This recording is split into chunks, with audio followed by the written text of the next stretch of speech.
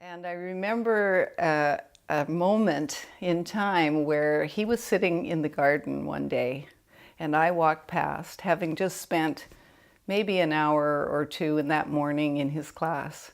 And he called me over, and he said, "Sit here." And he leaned toward me and he said, "You know what they say, when two wise men meet in the path, they wink like thieves."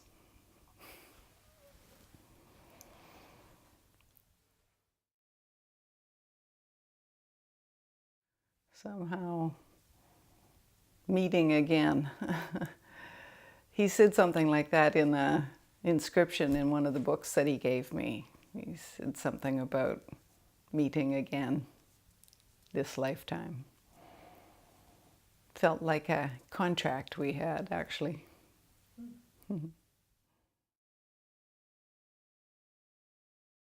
When we worked together at Hollyhock, and I was in his workshop, although he came to some yoga classes too, and we started to think about collaborating. He invited me to take a training with him in Portland. And actually that same year, this was 1990 or 91, we did a workshop together in Portland where he was doing Hakomi and I was doing yoga. And we found a way to collaborate. And it was very easy right from the start.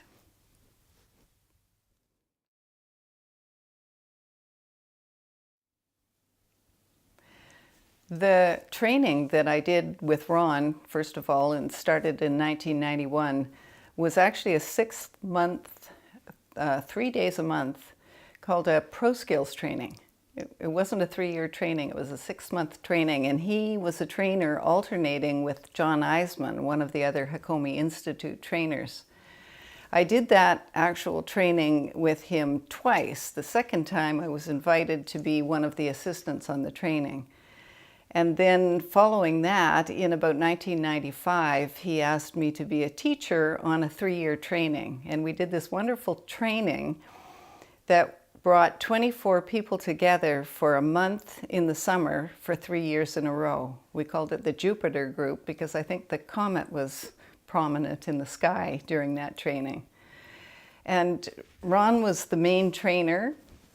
One of the other Hakomi Institute trainers was also a leader on that training, Deepesh Fosho. There were a couple of other Hakomi Institute teachers that were involved in one of the years, and then that was the first training that I was a teacher on. So we had an amazing group of people, and it was during that time that Ron was actually making a transition from being aligned with the Hakomi Institute to beginning to separate. The separation began around the mid-90s.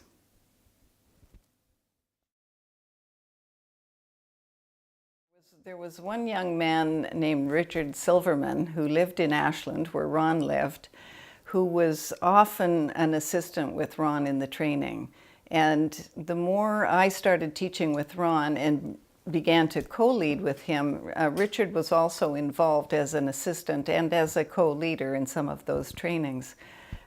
Soon after that training the Jupiter group did in Ashland, or just outside of Ashland, Oregon, we did a training in Vancouver, and that must have started in the late 90s.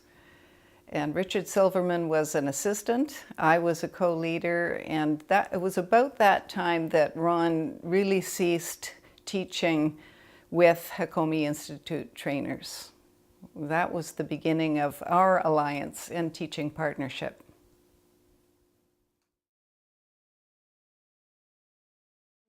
In the mid-90s, I became really aware, as I was working with Ron, that he saw the method continuing to evolve. He continued to learn. He taught groups and learned as much from the teaching as he was teaching. And he spoke about how in the 70s and early 80s, he was really fascinated with techniques. he also told me that he was inspired to use mindfulness from taking yoga classes. So we had a real link in that way because I was a yoga teacher. And he had the idea of doing these little experiments in mindfulness, and they were really techniques, probes, and taking over. And it was after doing some of that for a few years with some followers who saw that what he was doing was unique and different, that he began to realize there was a method. The techniques were part of a method. And the method was, he called it body-centered psychotherapy, although years later he said to me that he wished he'd called it present-centered psychotherapy, because he saw that mindfulness really was the characteristic that made this method different from other methods of psychotherapy. So that was the beginning of him realizing it was evolving past techniques and becoming an actual method.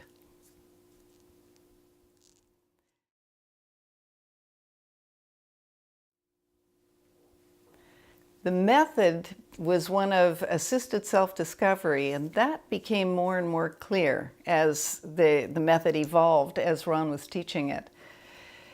He started to realize that the method was only really effective if the relationship between the therapist and the client was effective. And he called it the Therapeutic Alliance. And it became something that the Hakomi Institute trainers and Ron and I were all talking about, this therapist-client relationship. Subsequent research in psychology and psychotherapy has proven that that's the foundation of successful outcome in psychotherapy. But Ron then evolved even past that realization about the Therapeutic Alliance and realized that that relationship was really based on the therapist's state of mind. And that was what we as therapists and practitioners have the most control over, is our own state of mind. And it was about that time that he was teaching in Germany, and he made a discovery in a session with a client.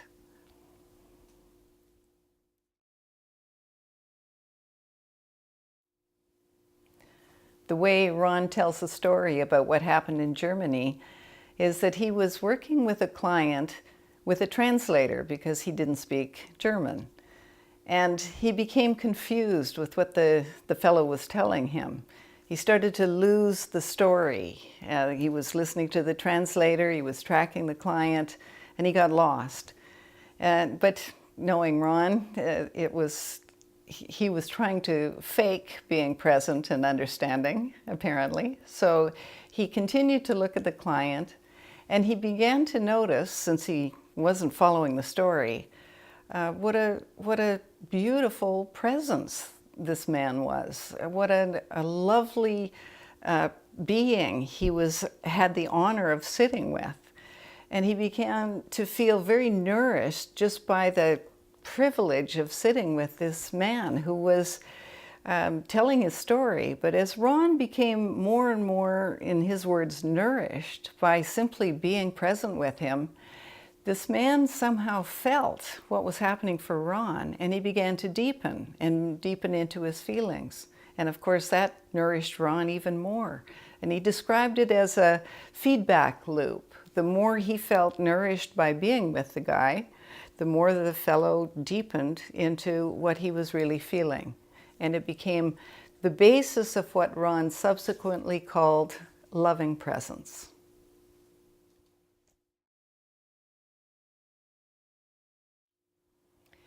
The focus in Ron's trainings, and at that time I was co-leading with him pretty actively, became this cultivating this state of mind called loving presence, this practice of loving presence as the foundation for everything else. And we developed at that time what we called the Personhood series, which was a workshop on loving presence that subsequently became a significant part of the first level of our trainings. And workshops that built and enhanced this idea of cultivating our state of mind And the state of mind that is the most healing way to be present with somebody, we call loving presence. This is a kind of a radical idea for therapists, this idea of being nourished by being with the client. It's not about being loving in any kind of sort of giving way.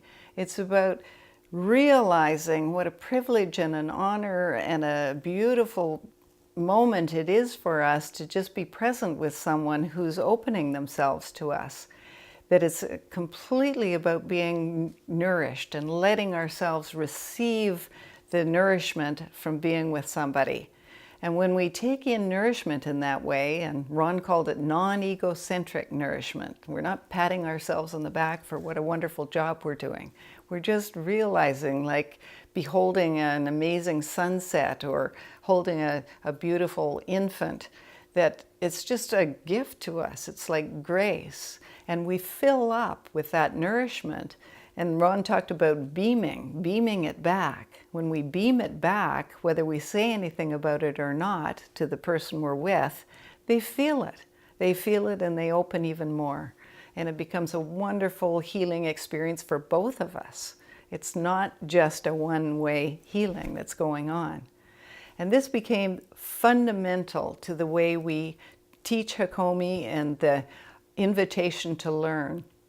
The method evolved to a way of cultivating ourselves as a healing presence.